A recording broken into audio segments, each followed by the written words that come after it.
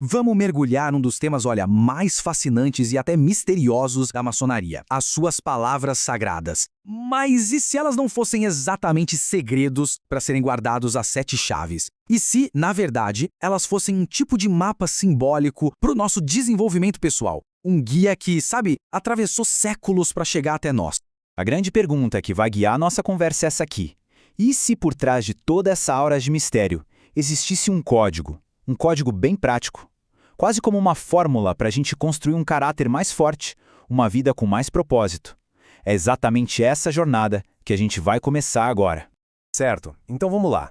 As palavras sagradas de cada grau maçônico, elas funcionam como a pedra angular. Sabe, aquela peça central no topo de um arco que simplesmente impede que toda a estrutura venha abaixo? Elas têm raízes lá na tradição hebraica e formam a base, o alicerce de um caminho para o crescimento interior. Nossa jornada começa como tem que ser pela base. O primeiro degrau, o grau de aprendiz. E aqui, antes de mais nada, o foco é um só. O pilar que sustenta toda e qualquer construção: a força.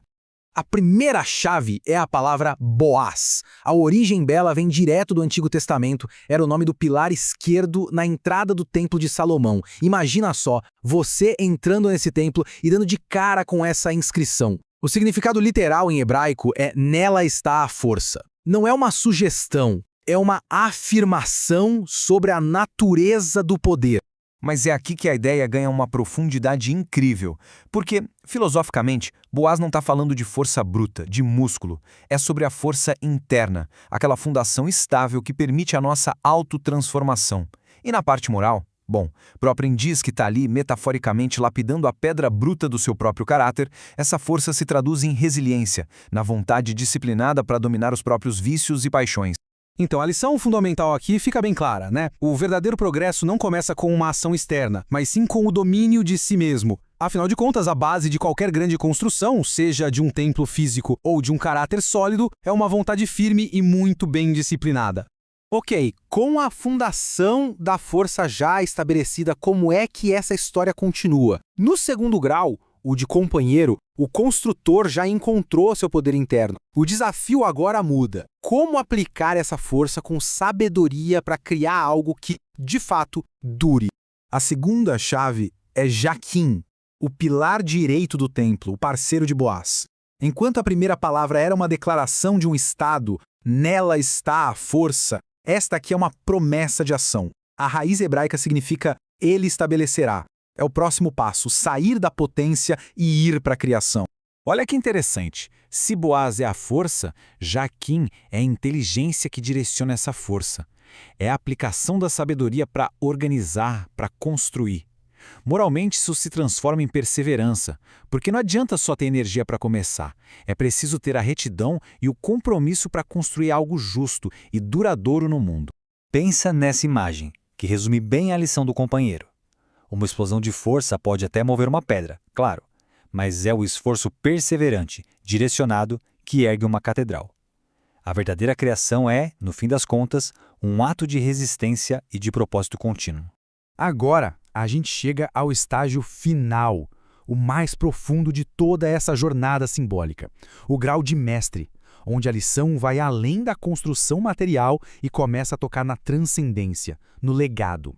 E a palavra final é Morabon, e ela é de longe a mais misteriosa de todas. A origem dela está na lenda de Hiram Abif, o lendário arquiteto do Templo de Salomão, que teria sido morto por se recusar a revelar seus segredos. E o significado da palavra reflete essa dualidade. O construtor foi morto, mas também pode significar algo como o construtor vive no filho, apontando para uma continuidade que vai além da morte. O verdadeiro significado de Mobabon, então, é sobre renascimento.